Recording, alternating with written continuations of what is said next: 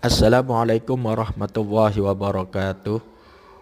Kepada semua siswa-siswi MA Ibnu Husain yang berbahagia, mari kita buka pertemuan kita ini dengan bacaan suratul Fatihah. Semoga yang kita pelajari nanti betul-betul bermanfaat bagi kita semua.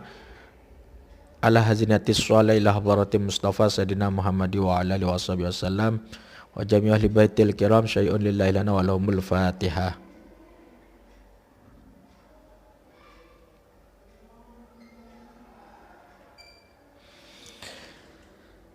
Selanjutnya kalian perhatikan video pembelajaran ini terkait dengan materi kelangkaan.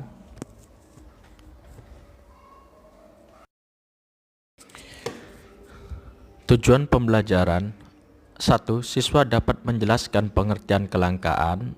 2. Siswa dapat mengidentifikasi faktor-faktor penyebab kelangkaan dan macam-macam kebutuhan dengan kritis, komunikatif, jujur, dan bertanggung jawab.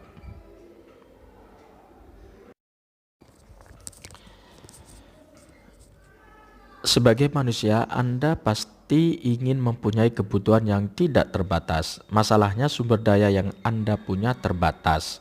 Contohnya adalah daftar keinginan Anda. Apabila Anda ingin membeli ini, membeli itu, ingin ini, ingin itu banyak sekali. Banyaknya keinginan dibandingkan dengan uang yang Anda punya untuk membelinya. Sifat ini pada akhirnya menghasilkan kelangkaan. Jadi, kelangkaan adalah kondisi di mana manusia memiliki sumber daya ekonomi yang terbatas untuk memenuhi kebutuhan yang tidak terbatas. Misalnya, masyarakat membutuhkan gas oksigen untuk membantu pernapasan bagi yang kena COVID. Sementara jumlah gas oksigen yang tersedia hanya terbatas. Oleh karena itu, mari kita simak video berikut ini tentang kelangkaan yang terjadi di masyarakat kita barusan ini. Lonjakan kasus COVID-19 membuat infrastruktur kesehatan di ibu kota kewalahan. Sulitnya pasien COVID mendapatkan rumah sakit memaksa mereka untuk isolasi mandiri, bahkan hingga meninggal dunia.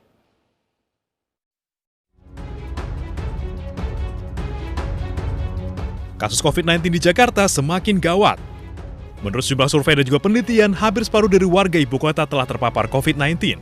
Pada Sabtu kemarin, kasus positif bertambah hingga 12.920 orang. Rumah sakit kini kewalahan menampung pasien COVID. Pasien terpaksa dirawat di tenda maupun tempat seadanya. Daftar tunggu pasien pun mencapai ratusan. Alhasil, isolasi mandiri menjadi satu-satunya pilihan. Namun kurangnya perawatan ditambah langkanya oksigen membuat mereka tak mampu bertahan. Fasilitas isolasi seperti Wisma Atlet tak kalah penuh. Bahkan mulai 17 Juni lalu, Wisma Atlet tidak lagi menerima pasien tanpa gejala maupun gejala ringan. Asrama Haji Pondok Gede Bekasi kini disulap menjadi rumah sakit darurat. Ada 300 tempat tidur bagi tenaga kesehatan, serta 700 lebih tempat tidur bagi pasien. Tak hanya mereka yang sakit, mereka yang telah meninggal dunia pun harus mengantri untuk dimakamkan. TP Rorotan di Jakarta Utara kini telah memakamkan 2.661 jenazah COVID-19. Tim iNews melaporkan.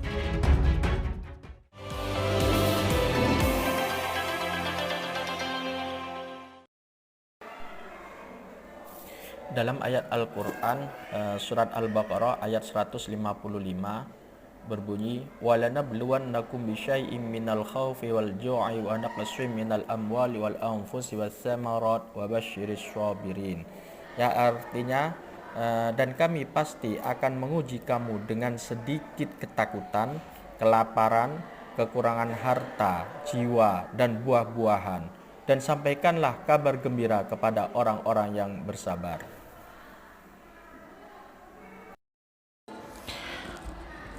Dalam Al-Quran, surat Ar-Rum ayat 41 berbunyi, Doharol fasadu fil barri wal bahri bima kasabat aidin nasi liyuziqahum ba'dhallazi amilu la'allahum yarji'un. Artinya, telah tampak kerusakan di darat dan di laut disebabkan karena perbuatan tangan manusia.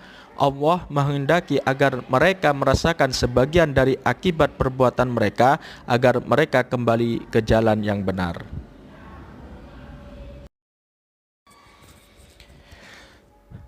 Adapun faktor-faktor yang menyebabkan kelangkaan secara umum ada 5 penyebab terjadinya kelangkaan. Yang pertama, perbedaan letak geografis. Kenapa letak geografis mempengaruhi kelangkaan?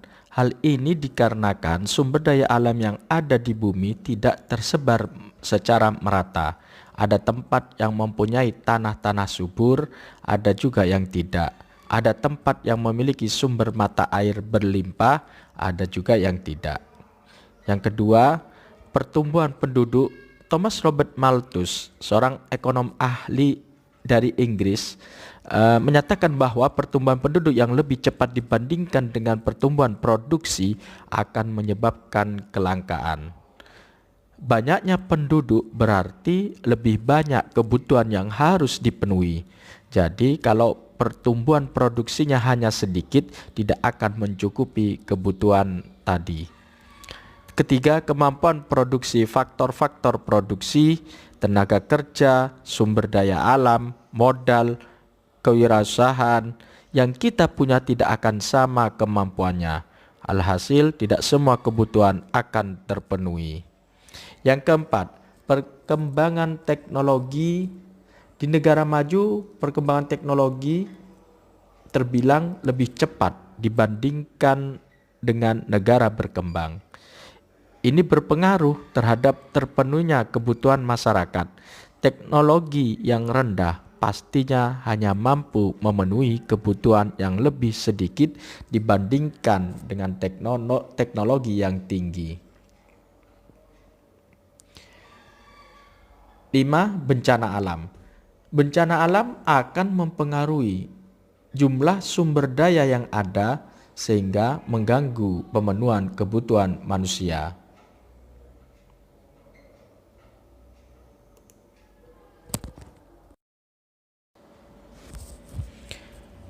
Kebutuhan pada dasarnya setiap manusia punya kebutuhan yang tidak terbatas dan beragam.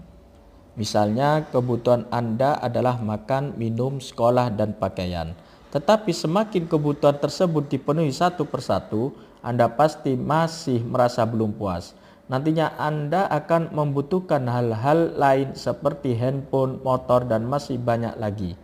Sekarang saking banyaknya macam-macam, lebih baik kita jabarkan jenis-jenis kebutuhan dan alat pemenuhannya. Kebutuhan menurut intensitas. Kebutuhan primer adalah kebutuhan utama untuk mempertahankan kelangsungan hidup manusia. Menurut International Labour Organization atau ILO, kebutuhan primer berkaitan erat dengan kebutuhan pokok seperti pangan dan gizi, makan dan minum. 2. Kebutuhan sekunder, yaitu kebutuhan yang baru boleh terpenuhi setelah kebutuhan primer. Contohnya ketika orang tuamu membeli alat masak, almari, sepatu, dan lainnya. 3. Kebutuhan tersier, disebut juga dengan kebutuhan mewah dan tertuju untuk orang-orang yang berpenghasilan tinggi. Contohnya perhiasan atau mobil. Kebutuhan menurut waktu.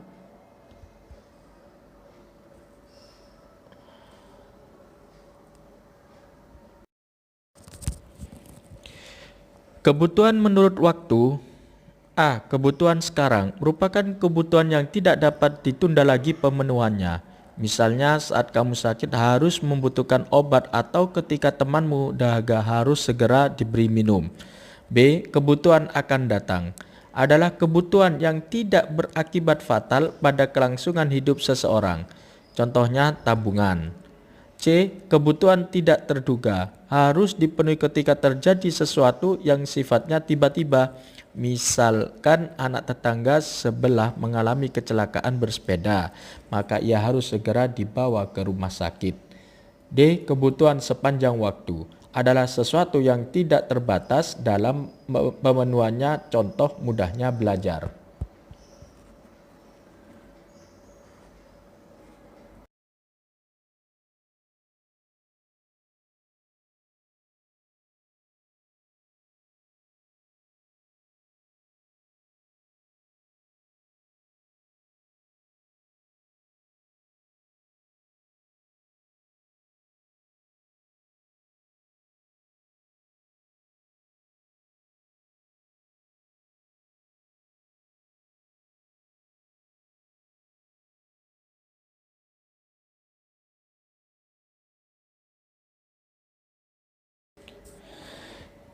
Kebutuhan menurut subjek dibagi atas dua, yaitu kebutuhan individu yang merupakan kepuasan pribadi, misalnya seorang pelajar membutuhkan seragam, buku, dan alat tulis.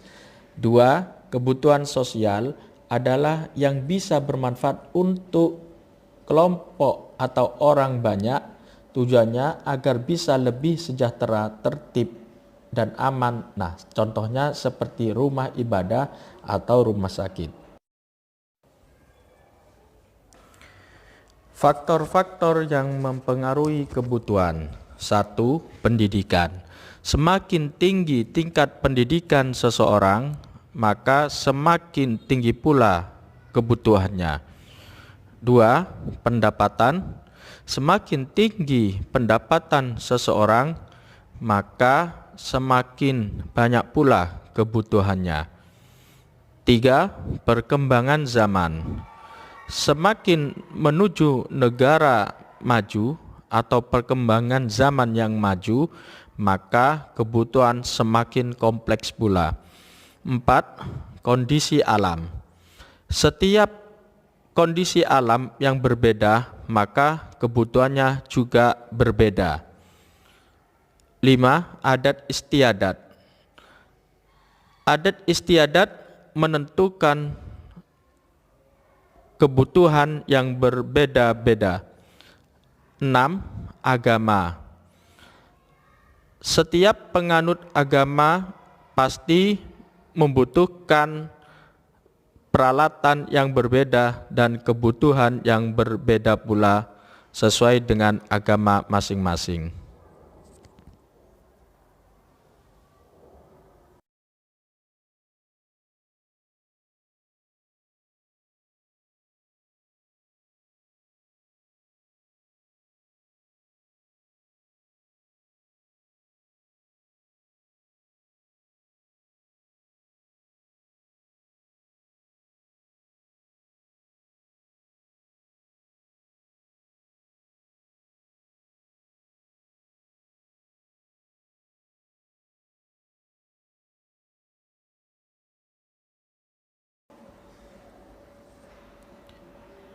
Alat pemenuhan kebutuhan. Setelah Anda mengetahui macam-macam kebutuhan, maka Anda harus tahu bahwa semua kebutuhan Anda itu bisa dibagi menjadi dua jenis pemenuhan. Pertama, melalui barang yang berwujud dan bisa dilihat atau dirasakan.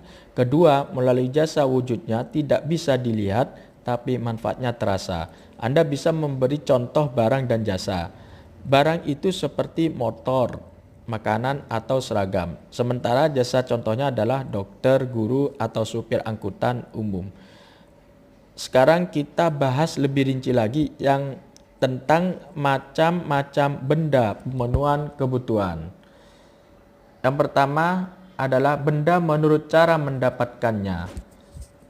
1. Benda ekonomi. Benda ekonomi yang jumlahnya lebih sedikit dari kebutuhan manusia dan untuk memperolehnya diperlukan pengorbanan. Misalnya membeli beras, baju, komputer, dan sepatu. 2. Benda bebas atau disebut juga benda non-ekonomi yang jumlahnya melimpah sehingga untuk mendapatkannya tidak perlu pengorbanan atau tanpa biaya. Misalnya cahaya matahari atau udara. 3. Benda ilit. Jumlahnya sangat melimpah hingga cenderung dapat merugikan manusia.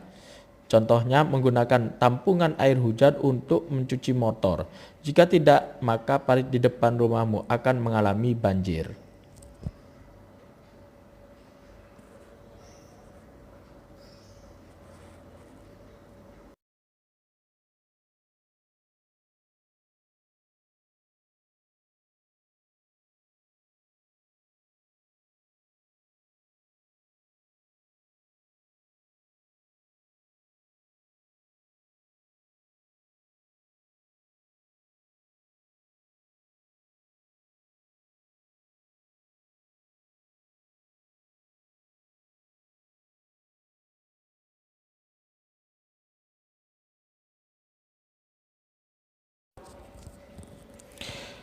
Benda menurut tujuan kegunaannya.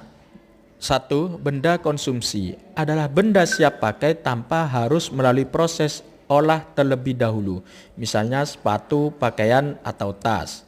2. Benda produksi yang digunakan untuk menghasilkan benda yang lain, contohnya mesin dan alat baku.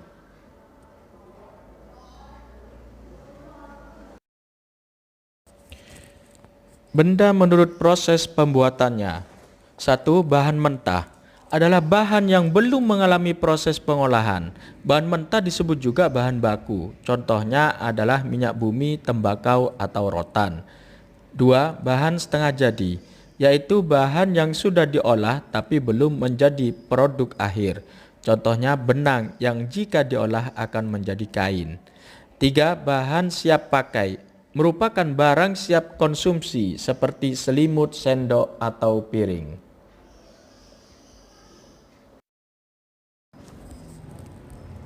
Benda menurut hubungannya dengan benda lain. 1. Benda komplementer yang akan berguna jika kedua benda dipakai secara bersamaan sehingga menghasilkan manfaat. Apabila hanya mengandalkan satu benda saja, maka tidak akan dapat digunakan, misalnya motor dan bensin. 2. Benda substitusi yang fungsinya dapat menggantikan peran benda lain. Contohnya penggunaan komputer mampu menggantikan peran mesin tik.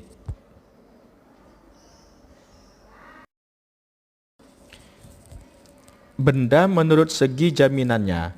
1. Benda bergerak, dapat dipindah tempatkan serta bisa digunakan sebagai jaminan kredit jangka pendek 1 tahun, misalnya radio atau televisi.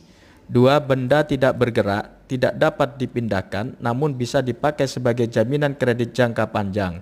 Contohnya lahan atau gedung perkantoran.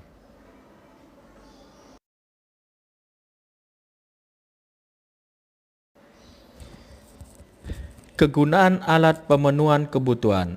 Menurut H.J. Myers, kegunaan alat pemenuhan kebutuhan dibedakan menjadi kegunaan bentuk, kegunaan tempat, kegunaan waktu, dan kegunaan milik. A. Kegunaan bentuk atau from utility adalah kegunaan yang muncul setelah suatu barang diubah bentuknya. Contohnya adalah papan, paku, cat, pelitur yang diolah menjadi meja, kursi, dan lainnya. B. Kegunaan tempat, place utility, adalah kegunaan yang muncul setelah suatu barang dipindahkan ke tempat lain. Contohnya pasir di pantai atau batu kapur di gunung akan memiliki nilai ekonomis setelah diangkut ke lokasi pembangunan gedung di kota. C. Kegunaan waktu atau time utility adalah kegunaan yang muncul ketika tepat waktunya. Contohnya tabungan pendidikan yang telah disiapkan sejak jauh-jauh hari menjadi berguna ketika saatnya membayar biaya pendaftaran sekolah. D. Kegunaan milik ownership utility adalah kegunaan yang muncul ketika barang dimiliki. Contohnya komputer yang ada di toko akan berguna setelah pembeli membayar dan memiliki barang tersebut sehingga dapat digunakan.